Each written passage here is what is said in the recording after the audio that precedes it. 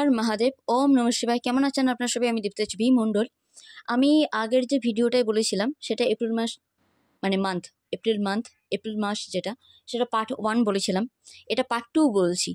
আমি ওখানে বলেছিলাম যে যে সূর্যগ্রহণটা গিয়েছে তার মানে আমি এই ভিডিও যখন রেকর্ড করছি তখন আসছে অবভিয়াসলি, বাট সূর্যগ্রহণটা যেটা যাচ্ছে এই মার্চের লাস্টের দিকে একদম, সেটার কিন্তু একটা ফলাফল অবশ্যই গর্ভবতী মায়েরা পাবে।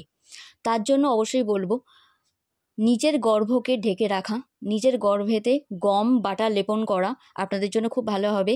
চুল এলো করে একদম রাখবেন না, গ্রহণের টাইমে কিছু খাবেন না।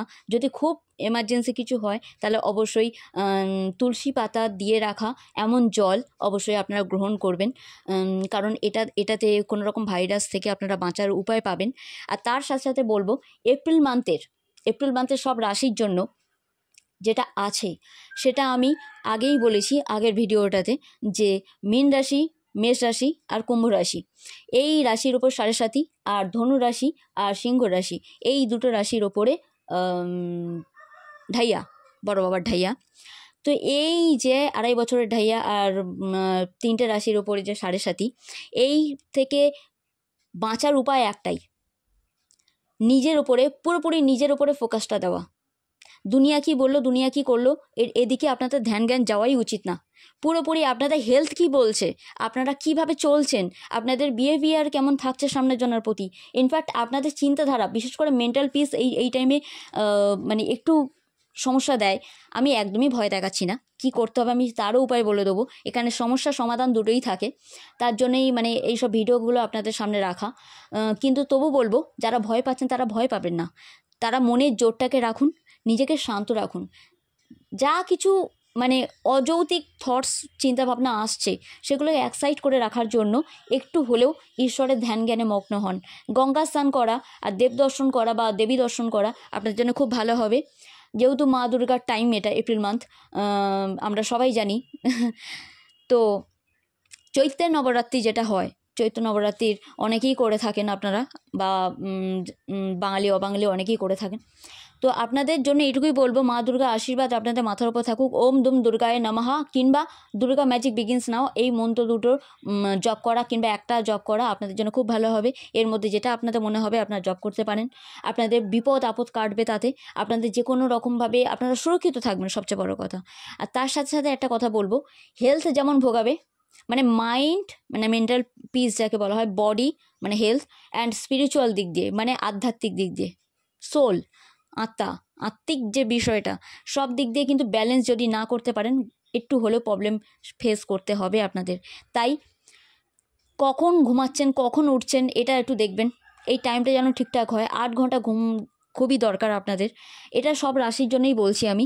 এপ্রিল মান্থে নিজের খেয়াল রাখুন, নিজের ওপর ফোকাস থাকুক। দুনিয়া কি করছে সেটা ঠিক আছে, এক নজরে এক ঝলকে দেখলেন ঠিক আছে, বাট পুরো ফোকাসটা যেন আপনাদের নিজের উপর থাকে। আর এই টাইমে আপনারা অনেকেই জানেন যে বড় বাবা যখন জায়গা চেঞ্জ করছে, যখন কুম্ভ থেকে মিনে আসছে, তো একটা কথা তো মাথায় রাখতেই হবে না, যে বড় বাবা 12টা রাশির ওপরেই কিছু না কিছু প্রভাব দেবে।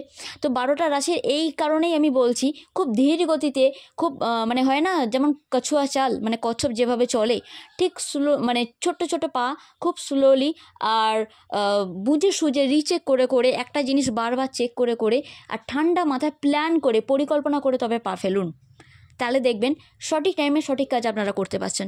বড় বাবা আমরা অনেকেই জানি বড় বাবা কীরকম, খুব বয়স্ক, তা বয়স্কদের সাথে চলতে গেলে কীরকমভাবে চলতে হয়, ধীমি গতিতে চলতে হয়। আমরা যদি হুড়োপাড়া করি তাহলে কী করে চলবে, তাই না?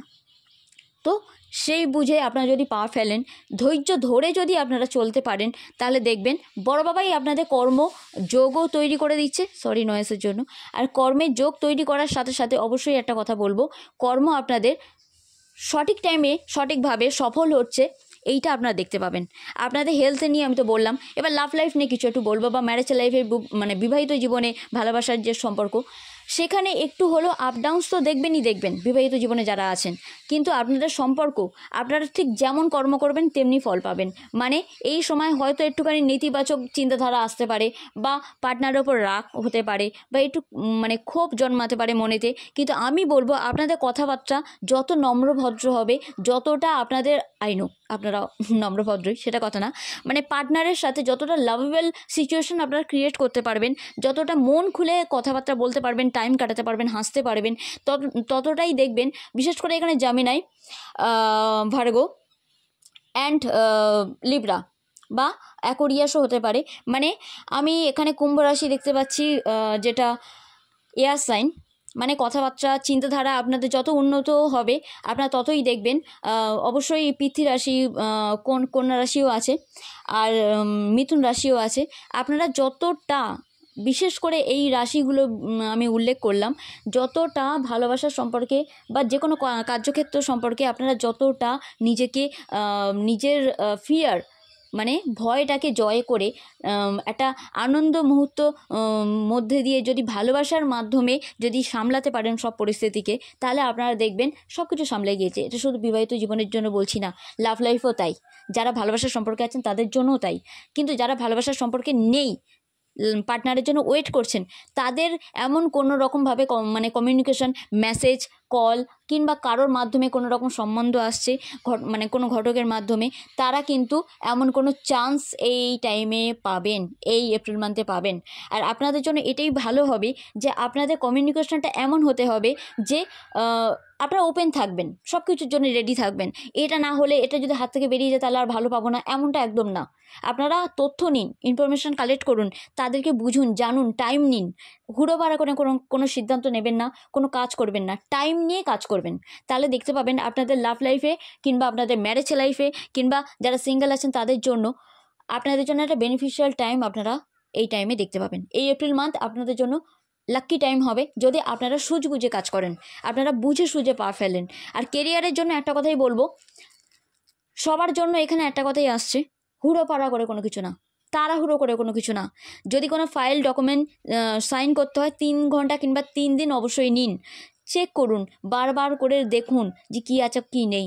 কোনোভাবে হুটোপাড়া করে কোনো রকম ইনভেস্ট একদম করতে যাবেন না। আগে ইনফরমেশান কালেক্ট করুন, প্ল্যান করুন। যদি মনের না ইচ্ছা থাকে তো মনের ইচ্ছাটা তৈরি করার চেষ্টা করুন, কারণ অলসতা আপনাদের ঘিরে ধরবে।